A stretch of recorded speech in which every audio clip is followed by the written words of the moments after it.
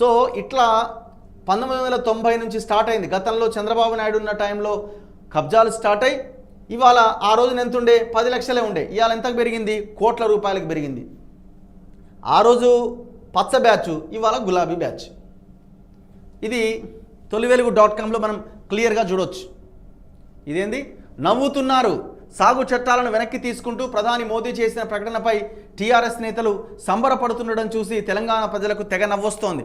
తామే ఏదో రైతులకు మద్దతుగా నిలిచినట్టు, వారి ఉద్యమంలో భాగమైనట్టుగా గులాబీ నేతలు ఒక్కొక్కరుగా మాట్లాడుతుండడాన్ని చూసి అంతా జాలి పడుతున్నారు.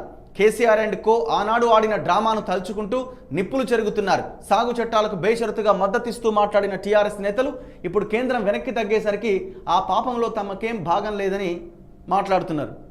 చూడండి, సిగ్గుమాలిన పని.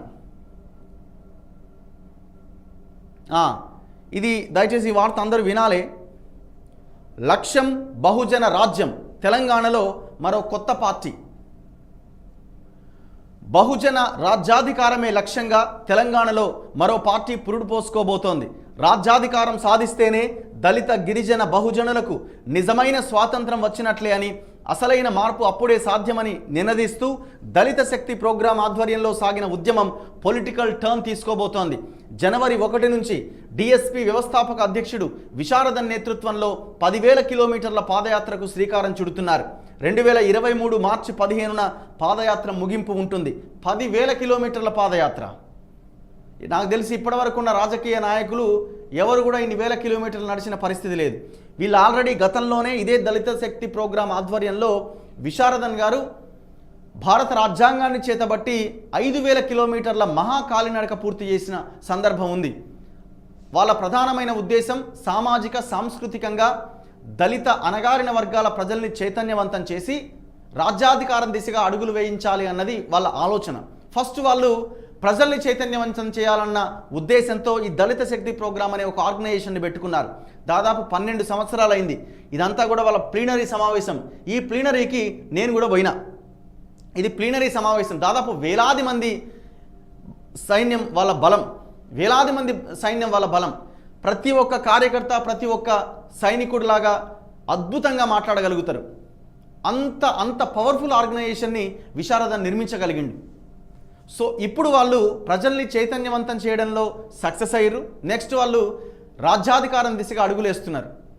ఖచ్చితంగా నేను అనుకోవడం, నాకున్న అంచనా ప్రకారం ఈ 10,000 కిలోమీటర్ల పాదయాత్ర అయిపోగానే మార్చి 15, 2023న 10 లక్షల మందితో భారీ బహిరంగ సభను ఏర్పాటు చేసి ఆ బహిరంగ సభలో పార్టీ ప్రకటన ఉండే అవకాశం ఉంది.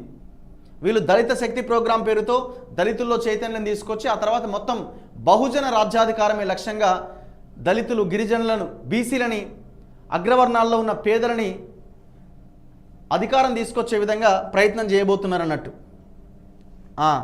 పార్టీ పేరు మాత్రం సస్పెన్స్గా ఉంచారు. అసలు ఏంటి దళిత శక్తి ప్రోగ్రాం అన్నది నేను ఇంతకుముందు చెప్పింది. 12 ఇయర్స్ క్రితం ఇది ఆవిర్భవించింది. మొన్న 12 సంవత్సరాలు పూర్తయిన సందర్భంగా భారీ ప్లీనరీ ఇక్కడ కీసర్లో వాళ్ళు ఏర్పాటు చేసుకున్నారు. నెక్స్ట్ జనవరి 1 నుంచి 10,000 కిలోమీటర్ల పాదయాత్ర స్టార్ట్ కాబోతుంది. సో చాలా క్లియర్గా వాళ్ళు చెప్తున్నారు, బహుజనులకు రాజ్యాధికారం రావడమే లక్ష్యంగా మేము ముందుకెళ్తామంటున్నారు. ఖచ్చితంగా ఇలాంటి పార్టీలు వచ్చినా వీళ్ళు ఇదే ఆర్గనైజేషన్ ద్వారా ముందుకెళ్ళినా మనం సపోర్ట్ చేయాల్సిన అవసరం కూడా ఉంది. త్వరలో విశారదన్ ఇంటర్వ్యూ కూడా నేను మీ ముందు పెట్టే ప్రయత్నం చేస్తాను.